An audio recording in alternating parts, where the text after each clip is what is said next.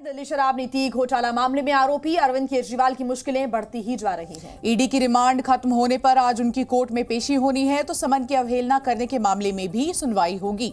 इसके अलावा केजरीवाल को मुख्यमंत्री पद से हटाने की मांग को लेकर दायर याचिका पर दिल्ली हाई कोर्ट सुनवाई करेगा। वहीं पीएम मोदी ने ईडी की कार्रवाई को लेकर बड़ा बयान दिया है।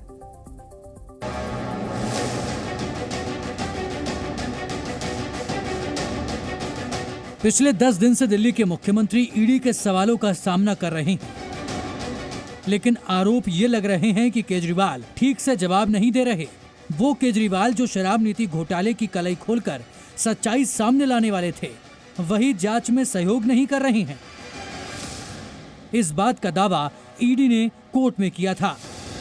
आज केजरीवाल की ईडी रिमांड खत्म हो रही है और सुबह 11:30 बजे राउज एवेन्यू कोर्ट में पेश किया जाएगा। ऐसे में ईडी फिर से रिमांड की मांग करेगी, क्योंकि मुख्यमंत्री सीधे सीधे जवाब नहीं दे रहे हैं। इसके अलावा ईडी के 9 समन की अवहेलना करने को लेकर भी राउज एवेन्यू कोर्ट में 2 शिकायतें दायर की गई हैं। हालांकि पिछली सुनवाई में केजरीवाल को इस मामले में जमानत मिल गई थी, लेकिन आज फिर कोर्ट इस पर सुनवाई करेगा। केजरीवाल की कस्टडी को लेकर 28 मार्च को सुनवाई हुई थी। तब ईडी ने 7 दिन की रिमांड मांगी थी, लेकिन मिली 3 दिन की। सुनवाई के दौरान कोर्ट के अंदर जमकर बहस भी हुई। केजरीवाल ने अपना पक्ष रखते हुए ईडी पर कई गंभीर आरोप लगाए और खुलासे के नाम पर इस घोटाले में बीजेपी को घेरने की कोशिश की।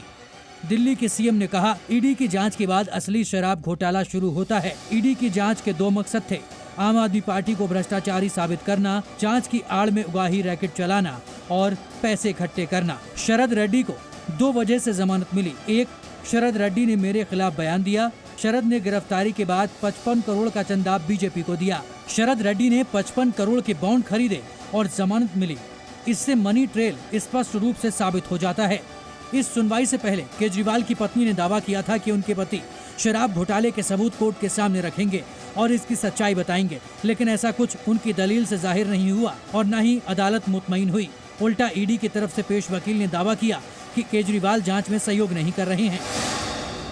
वकील ने कहा कि हमारे पास इस बात के दस्तावेज मौजूद हैं कि आम आदमी पार्टी ने घूस लेकर हवाला रूट के जरिए इन पैसों का इस्तेमाल गोवा के चुनाव में किया और केजरीवाल जो पैसा भाजपा को दिए जाने का आरोप लगा रहे हैं, उसका शराब घोटाले से कोई लेना देना नहीं है। इसमें सांठगांठ का कोई मामला नहीं है।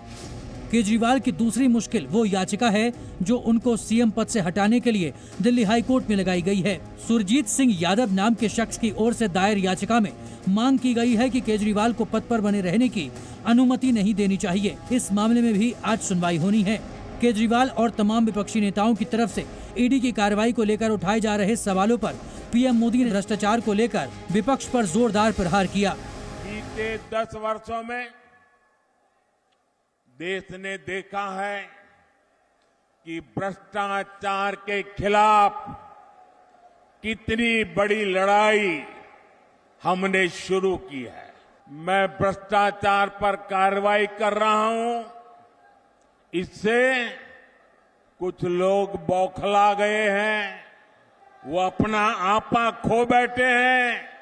एक तरफ प्रधानमंत्री ने विपक्ष को घेरा, तो वहीं दिल्ली में केजरीवाल के लिए 28 पार्टियों का एक मंच लगा। इसी बहाने उनकी पत्नी सुनीता केजरीवाल को सियासी मंच पर आने का मौका मिल गया। हमारे प्रधानमंत्री मोदी जी ने मेरे पति को जेल में डाल दिया। क्या प्रधानमंत्री जी ने सही किया? ये बीजेपी वाले ये कह रहे हैं कि केजरीवाल जी जेल में हैं, इन्हें इस्तीफा देना चाहिए। फिलहाल आज केजरीवाल की कोर्ट में पेशी होनी है। देखना होगा कि दिल्ली के सीएम को जमानत मिलती है या अभी हिरासत में ही रहना पड़ेगा। ब्यूरो रिपोर्ट, जी मीडिया।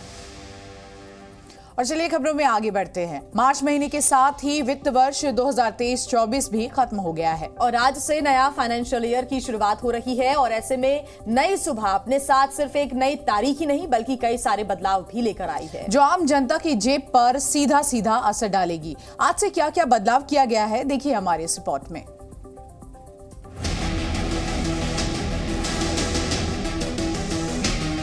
नया वित्त वर्ष नए बदलाव लेकर आता है। इसका सीधा असर हर भारतीय पर पड़ता है। फाइनेंशियल ईयर 2024-25 के पहले क्वार्टर में भी कई बदलाव किए गए हैं।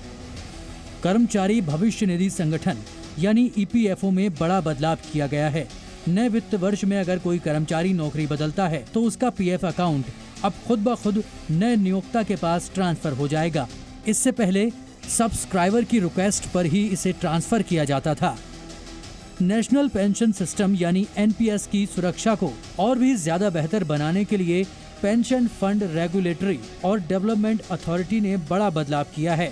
पीएफआरडीए ने सेंट्रल रिकॉर्ड कीपिंग एजेंसी तक पहुंच के लिए 2 फैक्टर ऑथेंटिकेशन प्रोसेस को शुरू किया है, जिसका मतलब